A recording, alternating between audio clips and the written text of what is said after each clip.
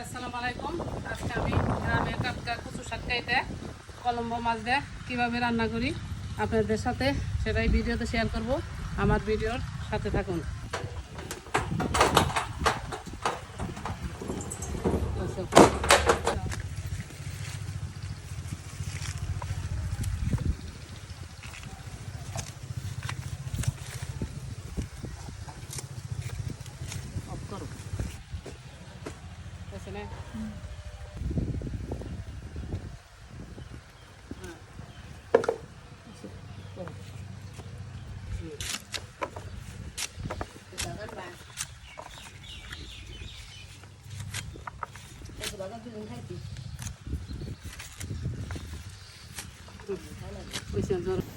একটু নুন,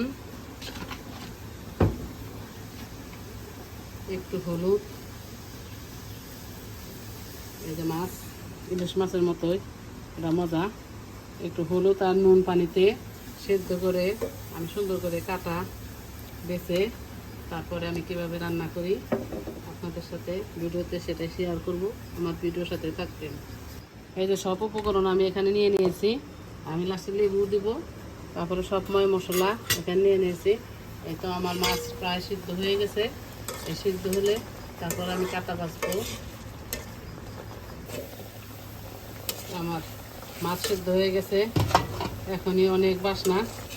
এই বাসনাতেই 1 প্লেট ভাত অনায়াসে খাওয়া যাবে। এই মাছ দিয়ে কচু শাক আসলে অনেক মজা হয়।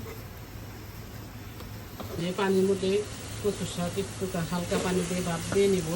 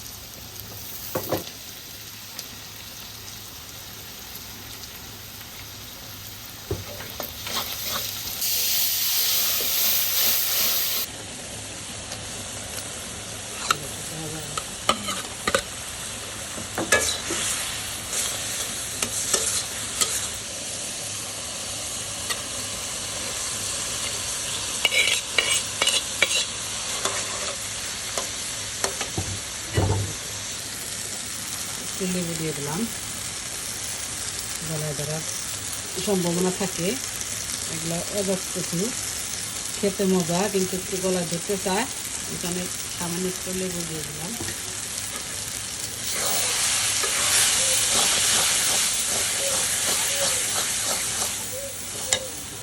বিসমিল্লাহ। কচু শাক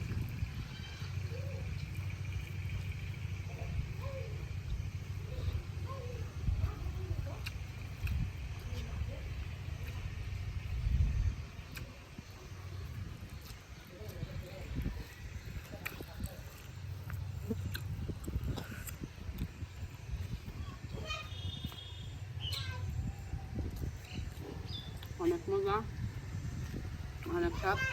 গ্রামে অনেক পরিশ্রম হলে এইরকম কচু শাক দেয়া 1 প্লেট ভাত বানাইছে খাওয়া অনেক ভালো।